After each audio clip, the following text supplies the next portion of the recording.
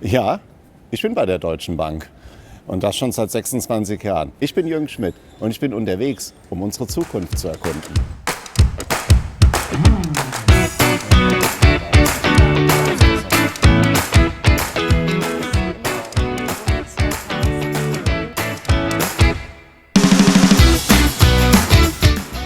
Cyberkriminalität, die nimmt ja immer weiter zu und gerade die Finanzunternehmen, die stehen immer wieder unter Dauerbeschuss.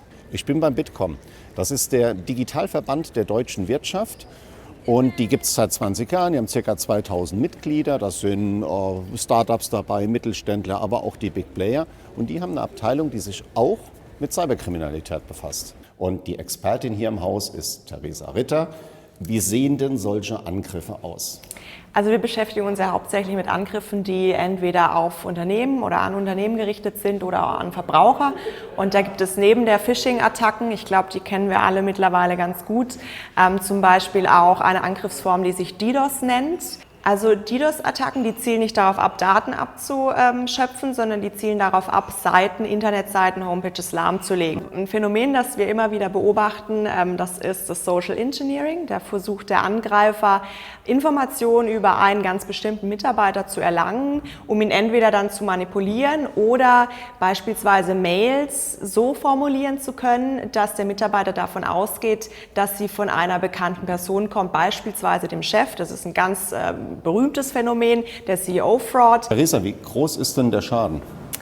Also eine jüngste Studie von uns, die immer um die rund 1000 Unternehmen aus der Gesamtwirtschaft befragt, beziffert den Schaden von Datendiebstahl, Sabotage und Spionage auf ganze 100 Milliarden Euro pro Jahr. Das ist eine Menge Geld. Wer steckt denn dahinter?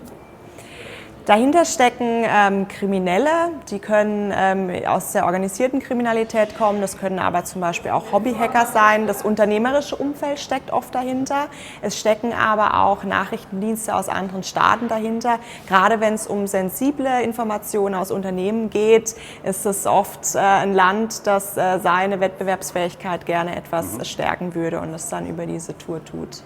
Ich muss jetzt hier... Ich sehe meinen Puls. Jetzt check ich's. Okay, also dann geht's los.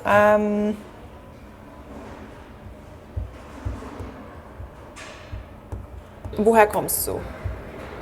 Frankfurt. Wie alt bist du? 45. Hast du schon mal gestohlen? Nee, komm, das ist doch blöd. Das willst du jetzt auch nicht beantworten.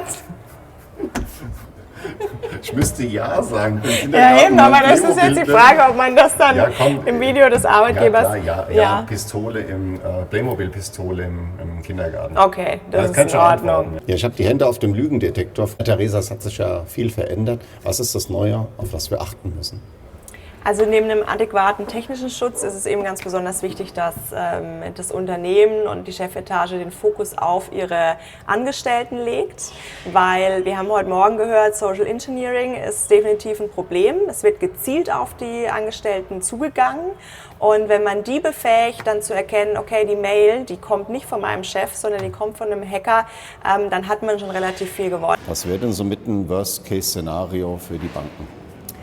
Also ich würde sagen, ein schwerwiegender Angriff auf deren Infrastruktur, was bedeutet, dass wir als Bürgerinnen und Bürger nicht mehr an unser Geld kommen und die Banken eben nicht in der Lage sind, das Geld auch zeitnah wieder auszuzahlen, weil sie erst wieder damit beschäftigt sind. Das heißt, also, wenn wir lahmgelegt werden, dann wird es richtig kritisch. Das wird kritisch. Deswegen sind Banken ja auch in die kritischen Infrastrukturen eingeordnet und müssen spezielle Sicherheitsanforderungen erfüllen, weil sie, ja klar, Geld natürlich für unser Dasein existenziell ist. Die Cyberkriminalität, die verursacht ja einen immensen Schaden und wir müssen uns einfach besser schützen.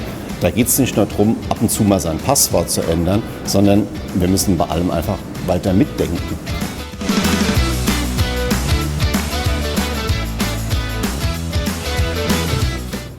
Selbst wenn wir nur einen Teil der 100 Milliarden bekommen würden, wie können wir den wegtransportieren aus dem Netz?